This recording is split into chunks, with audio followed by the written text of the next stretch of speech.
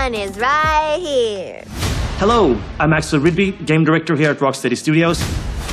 I'm Darius Sadigian, studio director at Rocksteady Studios. We're so excited to welcome you all to episode 2 of our ongoing series, Suicide Squad Insider. In our last episode, we gave you a look at our combat system that combines story, powerful traversal abilities, iconic melee attacks, and explosive gunplay to offer something truly unique. Hello, beautiful! We wanted to challenge ourselves. We wanted to expand and really push ourselves in terms of making something new and fresh. Light him up! When first introduced, the free-flow combat of Batman Arkham Asylum broke new ground and set a standard that is still popular today. In that spirit, the Rocksteady team decided to delve into new mechanics. If you're playing solo, you have the power to make combat in our game unique to you while making your way through our story campaign. If you decide to play co-op with friends, you can each become an expert with your playstyle and customize builds, creating a powerful squad unlike any other. Each person can offer a different benefit to the play experience. We're super excited to see those sort of team play, synergistic effects happen. You want a high five? Up high. In the Suicide Squad, the world, the narrative, all our features evolve through the lens of DC lore. Fans for the DC Universe are going to be really excited for this. Not only are we bringing characters back that we've used in the Arkham series, but we're introducing new ones. You can call me Colonel Rick Flag. We want players to feel like they explored the DC Universe with us, not just through the story, but also through the mechanics. No lasso? You gotta be kidding me.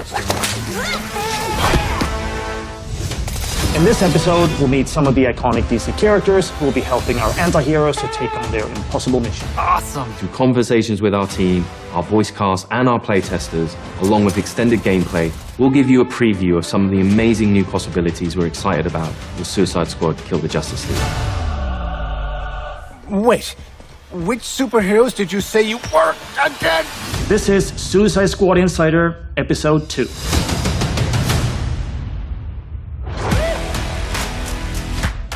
The RPG systems are the connective tissue inside of the game. Things like weapon customization, talent customization, things that really let players get into how they want their character to play. Now, let's begin. We built this game with near limitless strategic and personal options. Players craft their own character within a character. Everyone can pick not only their favorite, but really make a character that's their own. There's really high skill ceiling mechanics in this game where as you learn to traverse, as you learn to combine your character's abilities more and more, you become better, your character becomes stronger, and in the story of the game, you're taking on stronger and stronger threats. We have this perspective of always tying back to the narrative and always giving context around the mechanics. With the DC world out there, it just gave us unlimited potential. With the Arkham games, you could modify some elements of Batman himself. We knew early on, going with an action shooter was an opportunity to go down a new path and try out new mechanics with a new type of game. Someone's been busy. How'd you have time to make all this? In our last episode, we showed the Suicide Squad recruiting the Penguin for Argus. Okay, Waller. We bagged Penguin. He goes back to the Hall of Justice to start helping the squad out. I'm taking authority. Since we last showed you the Justice League's HQ, it's had a makeover from Amanda Waller and her team, and it's now the forward operating base for Argus's fight against Brainiac. So when considering gameplay, we knew we needed an arms dealer. You need a good gun runner. For us, it's been great to bring Penguin back from the Arkham days. We love working with this character. What he gives you is lots of options for upgrading individual weapons, crafting. It feels like you're actually interacting with Penguin when you're crafting these items, and that's really where Penguin as a character comes to life in the game. You get to build them up, creating some really unique combinations, and you can play the game in a way that's unique to you. We have weapons based on different manufacturers. Star Labs, we have Amertech, we have LexCorp, we have DCPD, and they all come with different flavors.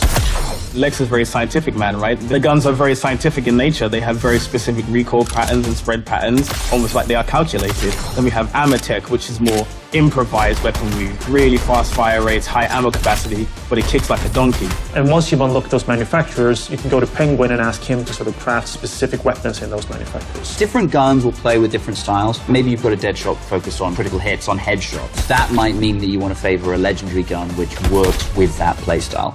Nice, nice, nice! Penguin is only one member of what we call the support squad. Toot toot, scumbags! There are various supervillains that the squad have begged, stolen, or borrowed from. For players who just want to play through the story, they'll get the full arsenal to be able to take on the Justice League. But for players who really want to sort of maximize their characters, the support squad missions unlock really cool features. Our designers have put a lot of effort into making sure that when you play the game, you can have a very different experience from someone else. Let's meet the rest of the support squad. Here we can see the scientist Gizmo, who has set up shop in the basement of the Hall of Justice. You're perfect. We know. His primary contribution to the squad is the sort of airdropped vehicles that you can use for combat. You're getting into this flying vehicle with rockets and a turret and sort of blow shit up. And the havoc you can create is outstanding. Each character from the DC universe offers the player a different way of interacting with the game. I've been trying on the name Toyman. More like Annoy Man. Am I right? Toyman is one character that helps you actually figure out ways of defeating the Justice League. He's a tech boy genius who wants nothing more than to help save Metropolis. He can't quite come to terms with the fact that his heroes are now the villains. Changing stuff is my middle name. You can unlock more and more things you can do with Toyman to enhance your gear. If you want to really perfect your gear to really suit how you like to play the game, Toyman's the character to talk to. I'm Hack.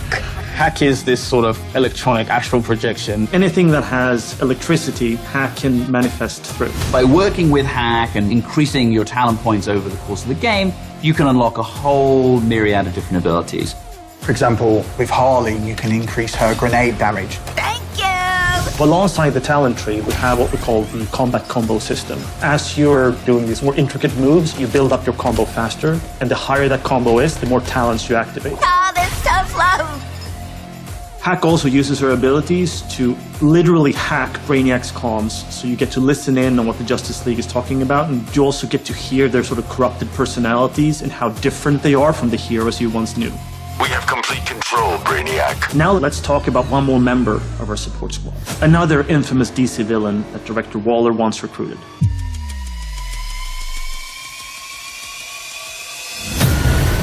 At this point in the game, the squad has discovered evidence that Poison Ivy may be alive. Ivy? Poison Ivy? Dead Poison Ivy after Scarecrow gave Gotham a crop dusting. For fans who paid close attention in Arkham Knight, they will remember that when Poison Ivy died, she left behind a little sprout. I got a real strong hunch she ain't pushing up daisies no more. And in this game, you discover that that sproutling has been cared for by some people who may have had their own motivations for doing so. But in the chaos of Metropolis, she's escaped. Find her. Bring her to me for questioning. Using special technology they've acquired, the Suicide Squad is tracking Ivy down. If Ivy's in the city, this tracker will lead you to her.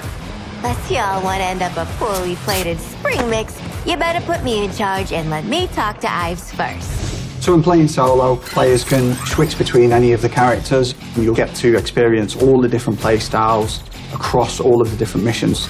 And here we go!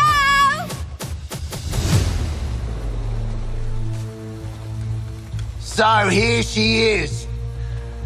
Thought she'd be taller. Are you serious right now? Poison Ivy is a redhead. This is a plant. You might be the dumbest. There's my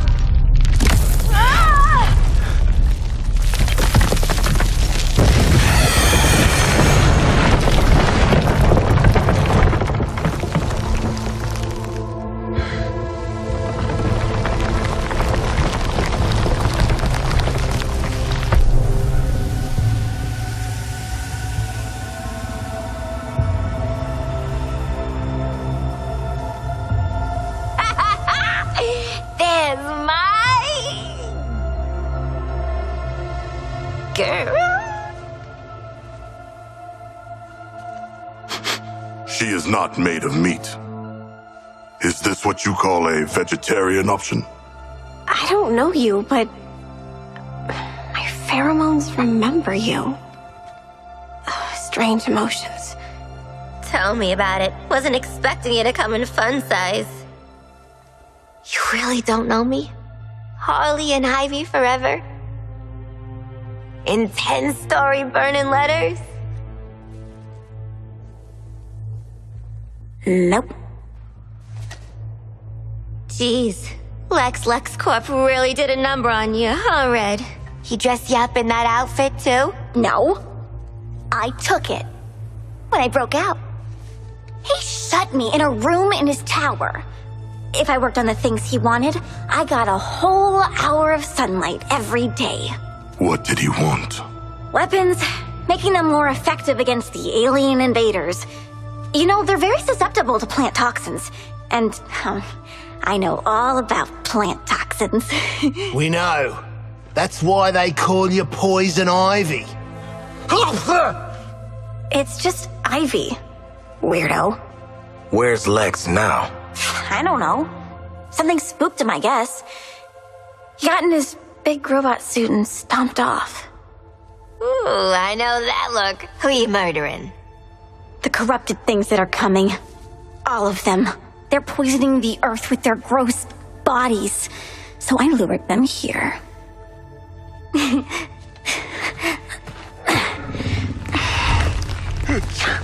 The wrath of nature. I like it. Oh, this is my friend Daphne. We'll make all the aliens choke to death on spores. You make sure Daphne doesn't die, or you're next. Waller, be advised Lex is AWOL in a power suit, and Ivy's an eco-terrorist middle schooler. Deadshot out. How'd we end up hugging a giant plant? I have allergies. Anyone care? Ah! Here's a brief look at the mission that follows your first encounter with Ivy. You'll see a variety of custom builds and loadouts that draw on the power of DC villains. Ivy's plans need protection. Split up your squad to attack from different directions. Our asses won't get kicked just standing here. Now go defend! Combat in this game revolves around 3 core pillars: traversal, gunplay, and melee. Someone like Deadshot can take a vantage point, can provide cover fire.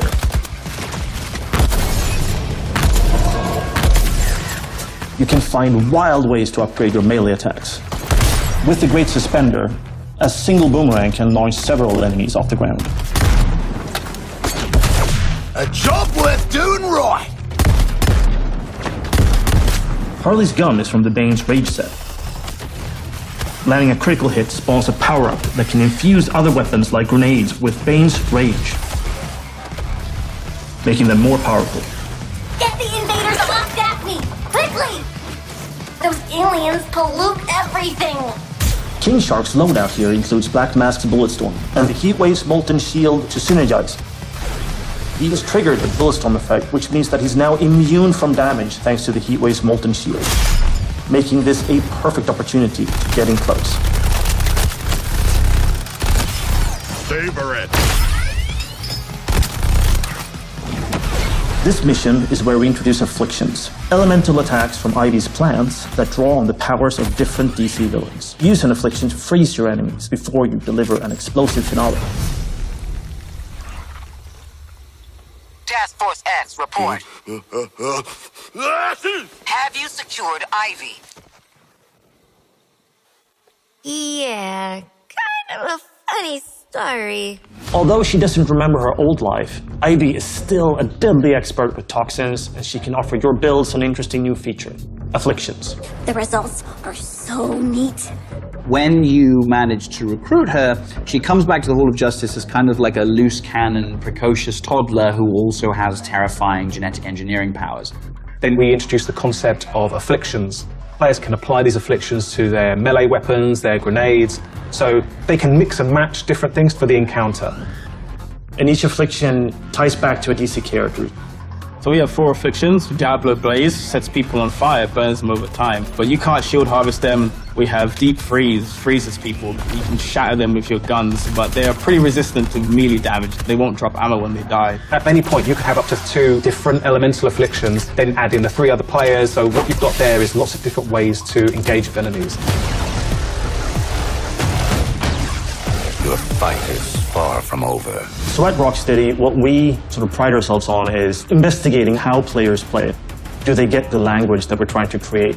We had an amazing opportunity to get a group of proper gamers from the community involved in the development process pretty early. Some of the characters, the mission types during the story, I'd definitely say this has got a Rocksteady stamp on it. The experience of Suicide Squad Kill the Justice League is really fluid, really smooth, it feels really polished. It's chaos, but in a good way. It's very fast and very momentum-based, and I think there's a lot of verticality to it. No other game that makes you feel so free and powerful. Yes! You also have this deep building of your character with a more superhero twist. For example, I kind of gravitated towards Deadshot because I'm a big fan of shooting guns and big crit builds. You can use the juggling mechanic to get 100% crit chance, and then from there, do big damage.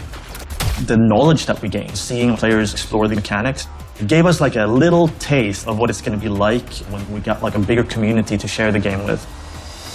Now listen, how about a team up? When the studio made the Arkham series, we were very much focused on single character, single perspective. And with this game, we saw that opportunity to get the community more involved.